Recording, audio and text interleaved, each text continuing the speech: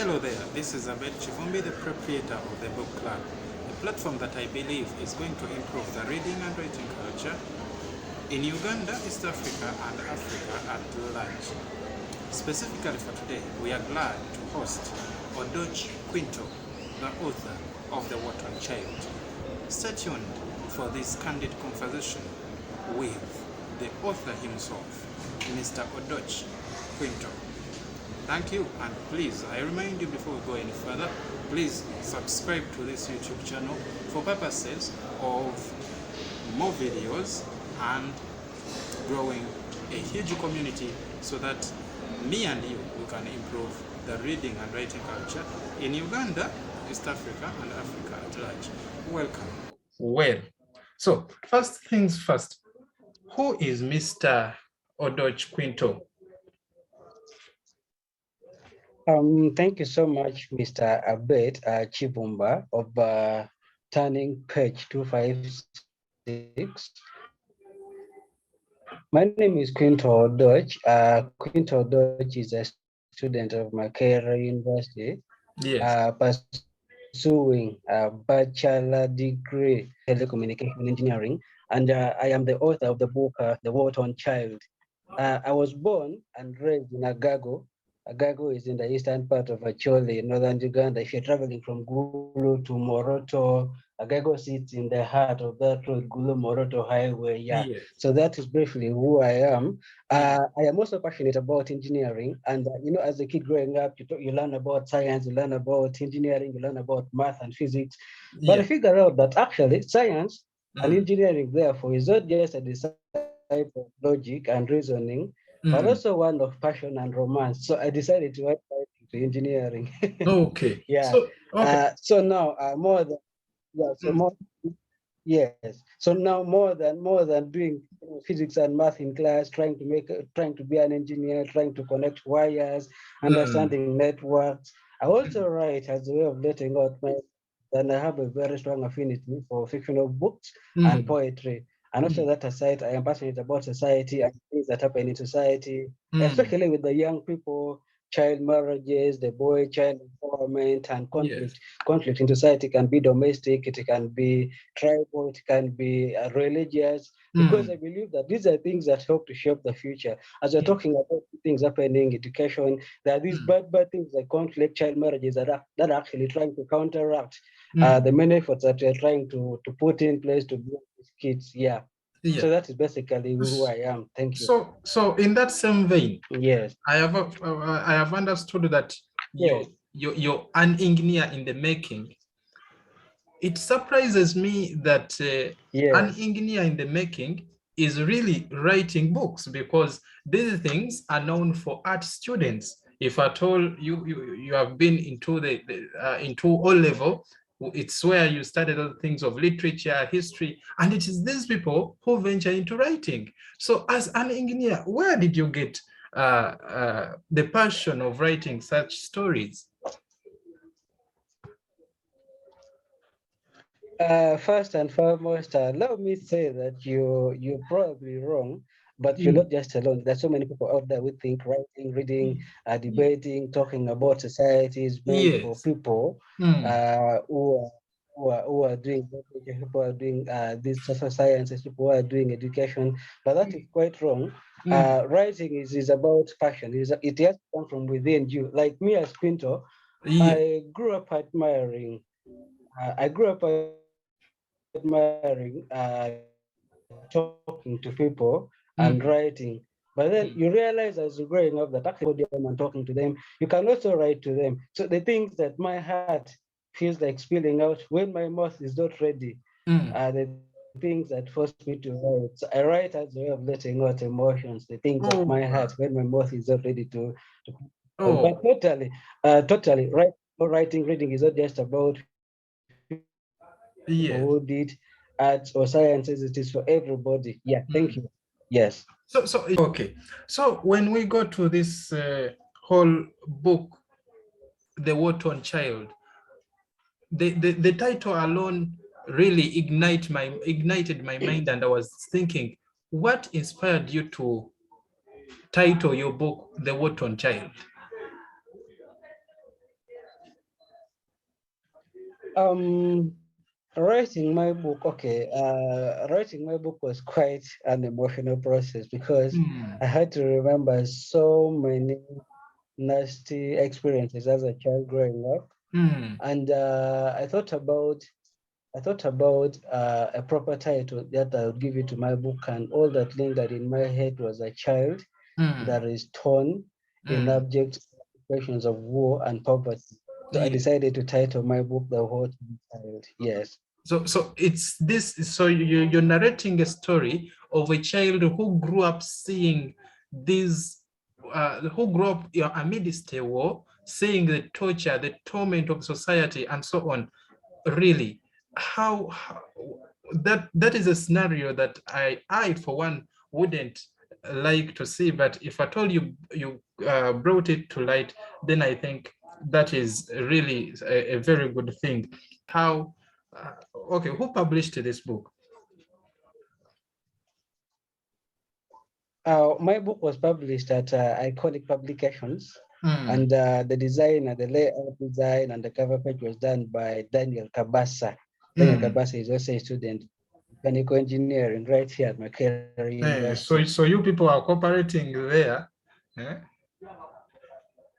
Not really, actually, writing brought us together. I didn't know Daniel until when I wanted to Okay. publish my book.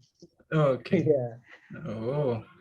So so yeah. so so when you got in touch with Daniel, that's how you brought up this scenario that, oh, look, if you're a publisher and I am a writer, we can join minds, and I bring you my story, you publish it. Is that so?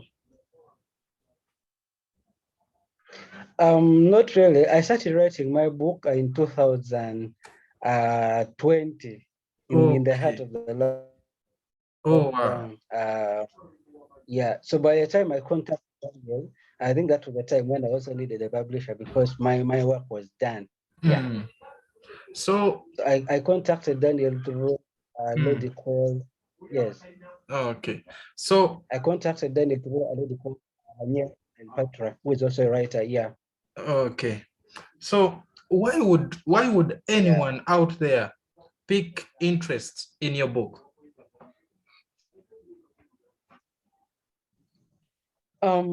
My book, I Yes. believe, is a thought-provoking book that talks about that spells out the plight Mm, of the many victims of the Northern Uganda War. mm, Of course, now the book is in a fictional format, and mm, anyone out there interested in understanding how a child like me mm, and many people out there grew up during trying to share into our nasty stories. mm, People who want to enter literature, the African literature, of course, written in a fictional format. People out there who mm, feel like reading poetry. The book has some uh, meditations also.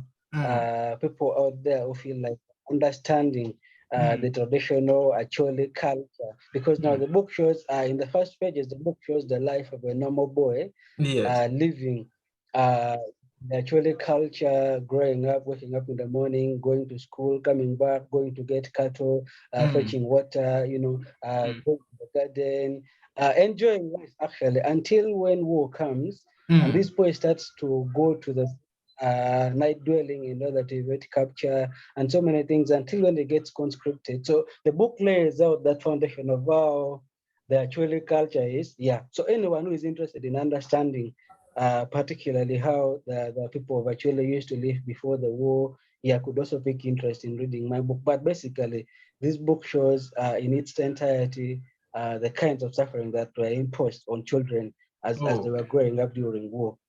oh my Yeah. God. You see, I for one, having heard from you, I think I would have Yes. got this book as early as yesterday, because for me, my mind has been stuck on the central part, and I never knew about. I've been hearing about this Northern Uganda war, but I didn't take into consideration what really transpired Mm, and the after effects the mm, war had onto the children. mm, So I think you, yes. from your narration, your book touches the after effects of the war onto the children. Is that right? Only fairly. Briefly, let me tell you about this book quite briefly. Yes. This book, the front page is a representation of a child. I saw you projecting it on the screen. Yeah. The front page cover is a representation of a child from a region that is stuck in abject poverty. The child congested hearts and a worried, helpless child whose future was stolen by the war. If you look at this book, if you look at this cover properly, this is a child worried, depressed, thinking about what next, not knowing whether I'm going to eat or what. Maybe the dad has been killed in the morning. Maybe they have told him to kill his father. The heart. This is where people used. This was the IDP camp here, and this book was used random characters. Now, the first few pages of this book talks about the normal life of an actually parent, children, the people of actually the neighborhood is not really quite near. Trying to enjoy that kind of life due to reasons best known to them, try to form up to come and fight, and then because they cannot because they wanted to fight, but now they extend their anger on the people, then they come and disrupt your normal ways of life, and a child gets conscripted. The first few pages of this book talks about that normal life of an actually culture. Then after that, it goes into people are running after the rebels, the insurgents coming after the people, and so many people getting conscripted, majorly being children and going into the bush. Then in the bush, what happens? Because now when a child is conscripted, this is really bad because you're a victim, you're a child, and they tell you you have to change your home. You have to become one of the wild. You're going to be in the wild. You're going to eat of the wild. You're going to sleep in the wild. So the rain or what you the wild, yeah. So that period of conscription from a victim now, but in the wilderness now, you be turned into a perpetrator. They will tell you, go kill, go do this. So now that child has that heart divided. I am a victim. I'm also a perpetrator because I've also killed people. I've also done this. Yeah. Then now, after that, when situations became people were forced to go into IDP camps, internally displaced people's camps. In the camp, the conditions were squalid, to make a living. A whole generation. At the peak of this war, over 1.87 million people in IDP camps, and the conditions are squalid. There was no way to make a living. Oh my God. A whole generation of actually people were born and raised under criminal conditions, and that is why up to right now there's so many nasty things that are still happening. Then the book now that's in the IDP camp from chapter 7 to chapter 9. In chapter 10, which is the last chapter in my book, about a child called Oyuelo, who was adopted as a very innocent boy. He goes into conscription and he became a perpetrator from a victim perpetrator. And when he was rescued to the rehabilitation center, then he came to Kampala. But unfortunately, he had the marks of conscription. His finger was severed, his feet were cracked. And when he came into the city, his friends kept on telling him that, this guy is a barber, he's really so big and pure one. You've been chasing monkeys in the north. This shows to us that actually, much as the war has ended, the marks of conscription is still there, but that is only the physical part of the war that we're able to see. What about the trauma? What about the guilt in our hearts? What about the victim turned perpetrators that are in society and they're feeling so bad about all that they did? Yeah, so the book is all contained about all this that happened. Yeah. Oh my God. For real, I'm touched. I'm touched from your story. So this person you're talking about in the 10th chapter, as Oyuel. Yes, did I get the name right? What was the ending of him? Oyuelo. Oyuelo. Yes. What was the ending? That Oyuelo, Yes. by the time he got by the time Obialo got conscripted, he was in P5. So by the Mm. time he came out of conscription, he was in P5, but it was already so old. So he Mm. came and Mm. entered class, and they started calling again, Baba of the class, you're already so big. Why are you still in Oh, wow. P5? Why are you this and that? And Oh, when he went to play football, yeah. he removed his shoes and his feet were cracked. So Mm. his friends started telling him, yo, you were chasing monkeys in northern Uganda. So he got pissed and he smacked a kid and broke his arm and he was expelled from school. Yeah, Oh, that is okay. all the difference. Yeah, Oh, so does yeah. the is there a stigma of these children that saw all this happening of the war? Are they stigmatized? Yeah, totally. Mm. Yeah, totally. The stigma is actually general. When you go to the north, Mm. there are those that were abducted and they went into the war and they got they got the marks of conscription. Maybe you have your ears are severed, maybe the mouth the lips Mm. is also cut off, maybe the nose is Mm. also cut off.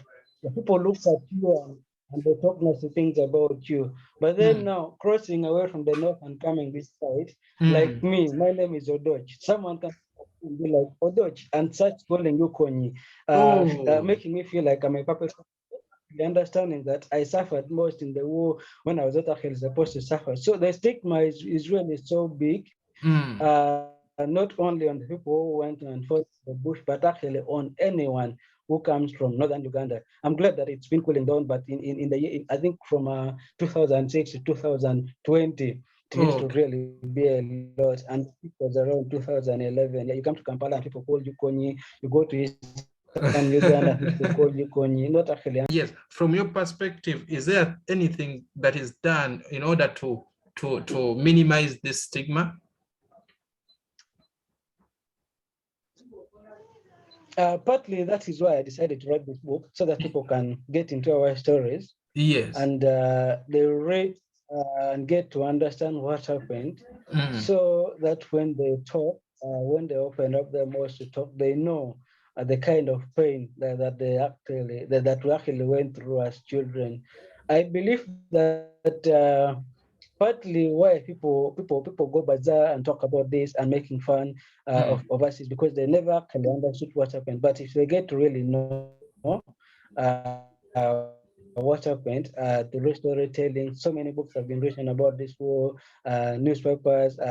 So if they really get to know what happened in this war, then Mm. they'll put themselves in our shoes and they'll understand that actually this war was really so hurtful to them and they Okay. will not really play with their emotions. Yeah. Yes. But from the author's perspective, is there the best that you call your best part that you can read to us in around 2 minutes? Like reading a chapter Eh, eh, from my yes. Uh, yes. I can allow me get into chapter 5. Yeah. When, this is what got me when a Mm. small boy, Tarang, was conscripted, and Mm. as they were walking from one point to another, of course, down in the wilderness, Mm. a small boy was bitten by a snake and this boy was dying. Then the Mm. leader of the rebel group ordered this boy to be killed because he was actually crying and Mm. that could actually make so much noise and the soldiers would track them. So Mm. I'm going to read now. Tarang grew up in the traditional Acholi where he felt like every child was supposed to be catered for regardless of the situations. He grew up playing hide and seek. He grew up playing hide and seek where you don't remember a single kid Mm. giving up before getting caught. He grew up knowing that actually Mm.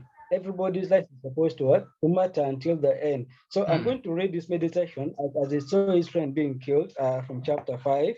Okay. Yeah.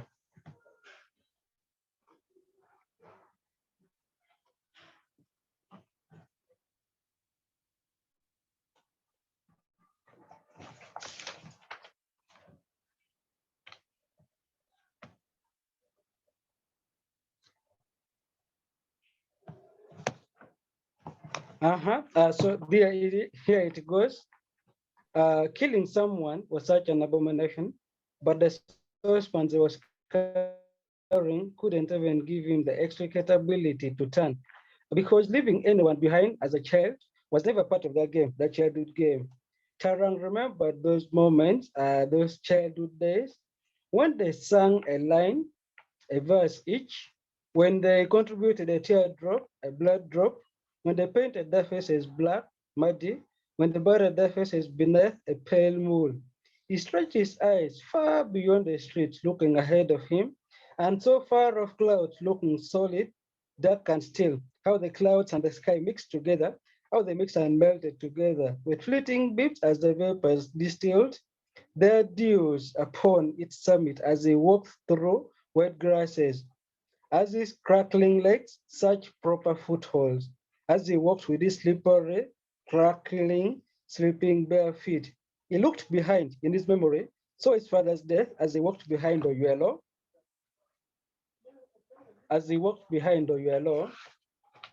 and quickly remembered how light showers fell from the sky, how from it came a flinty, blustery rain. Each cloud, the one in this memory and the one that stood ahead, seemed like the other. And from both came rumbles of thunder and flashes of lightning. Yet before these clouds, each that came before them only offered showers to wet their bodies and not their clothes. And unlike way then were the clouds to touch the wild. Tarang gazed doubtfully, and oh, thought of himself as the wild. Hello, darkness, my new world. And oh, with a cracked, silent whisper, hello, my idle rhymes. Hello, and hello is of a burdened, wounded, lonely heart. And as he looked within and around, and as the faint vapors blinded his eyes, his sight, his heart sank, felt lonely as sorrows filled it to the brim. The thought of going on, of peddling to the promised victory, bewildered him. And oh, he thought life was so full of meaning, and yet a waste of breath seemed the days to come. Yeah. Mm. So this is Sarang's meditation as he was walking behind Oyuelo. Oyuelo was Mm. the kid that was made to kill his father a few minutes before they started walking. Yeah, Oh, so he okay. meditated about it, seeing his HP being killed because he was bitten by a snake. Oh. He was walking behind or he was the one who killed his father a few minutes back. Mm. Yeah, so it felt like life was so full of meaning, but now a waste of breath, the breath I'm back again right now. Oh. Yeah. Oh, okay. So, Yeah. so as we go, we go deeper into this conversation, and we're about to conclude this. So, as a writer, having finished to publish your first book, do you see yourself writing more books? Yeah. Yeah, surely. That was my first book, and by the end of next year, hopefully, I'll publish another book titled "The Black Forest." In the Black Forest, I'll try to tell colonization story using animal characters. Yeah, All right. Okay. So that is great of you. It yeah. means it means that you're not putting the pen down. You want to keep the candle burning for real. That is a very good thing from you. So what advice can you give to any person who is wishing to write his or her first book?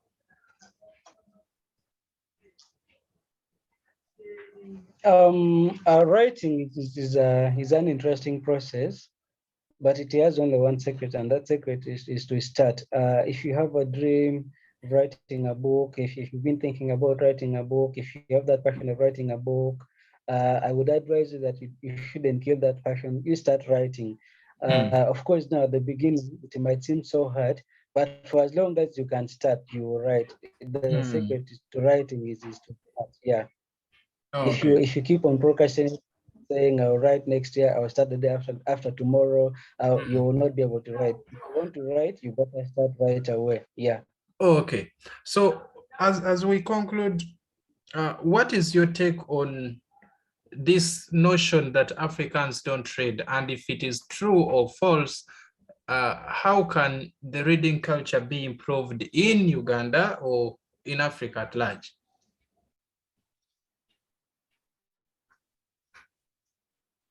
fairly, Africans don't read. When we talk about Africans, I think in this case they're talking about the majority. The majority of the Africans don't like to read. I think somebody said that if you want to hide it away from Africans, then you put it in writing. I remember in South Africa during that Eh, time, there were so many people.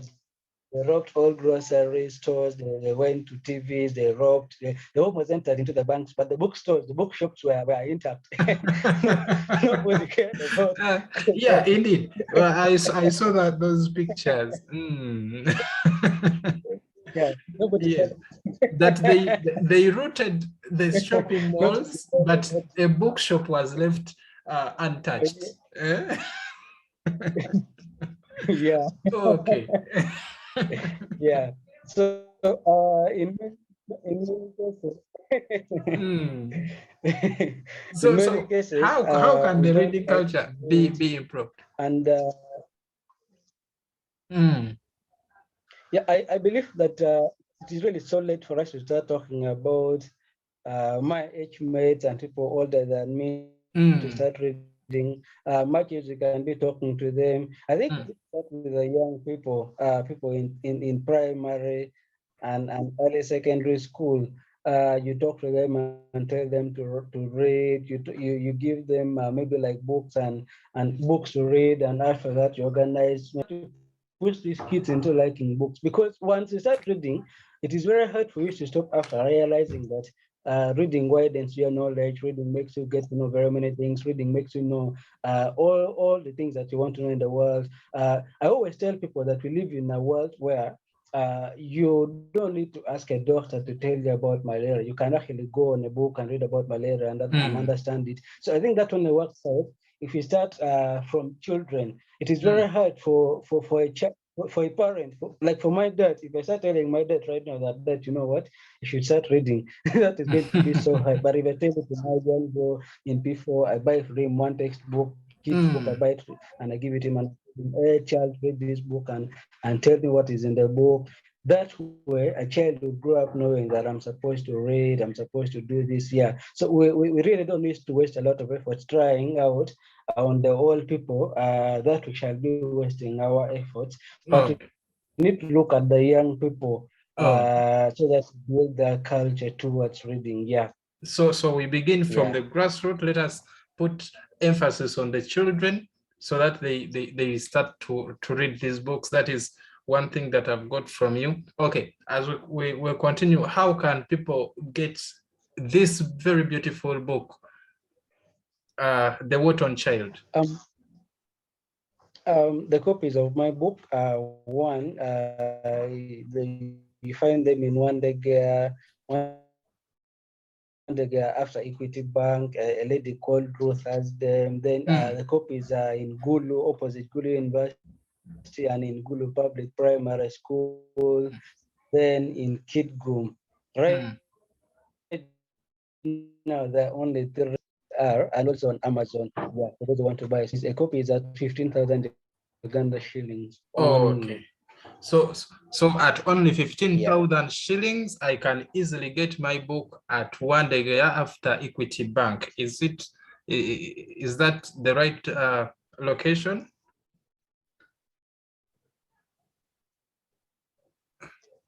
Yes, it Okay. is.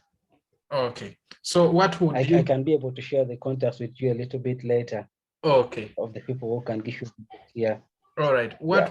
What would be your concluding remarks for this session?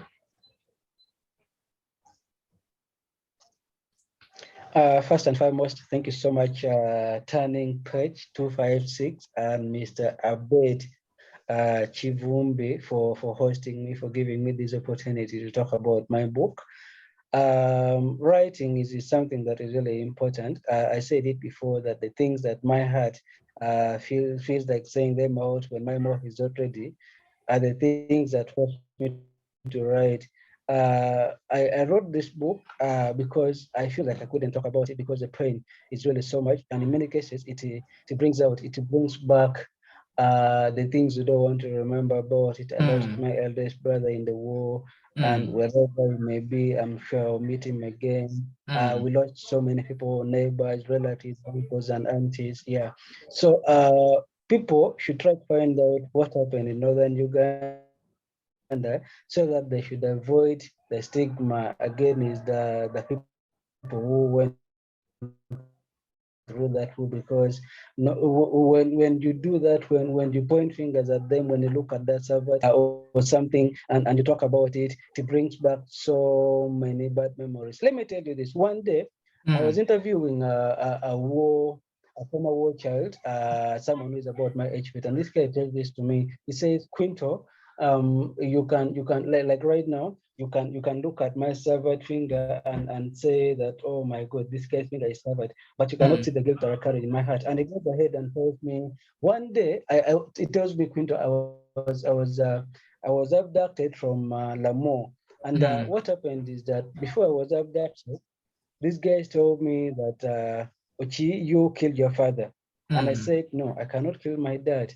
They fired bullets in between his legs, and that was the time he realized that he was about to kill his father. So when he killed his dad, because now you torn between, should I kill my dad, shouldn't I kill my dad? But of course now you tend to make abstract choices like this kid, and he ended up killing his dad. And so when he went to the bush one day, because now these kids are being used as child soldiers, and they would put them at the forefront of a battle. So one day, while exchanging with the soldiers, it was a victim who became a perpetrator. He had chances to escape with another friend. So his friend turns to him and says, Ochi, well, why don't you escape and you go back home? Then he turned to his friend and asked him, where is our home anyway? Because Quinto, I couldn't go back home and live with my mother, a woman whose husband I killed. Like you can come to me right now and say, this guy's finger is severed, but you don't see the pain and the guilt that I carry every day. Yeah, so that is a pain that we've been in our hearts for all these years, for all these ages. And I really pray that people can get to understand this story, so that they put their shoes into ourselves and they understand how tight things were. Yeah. So that aside, thank you so much for hosting me. We can do I'm this again some humbled. other time. Yeah. Okay. I'm humbled, and I'm looking forward to hosting you again for when that second book is finally published. Thank you for honoring our invitation. Thank you again. Until next time.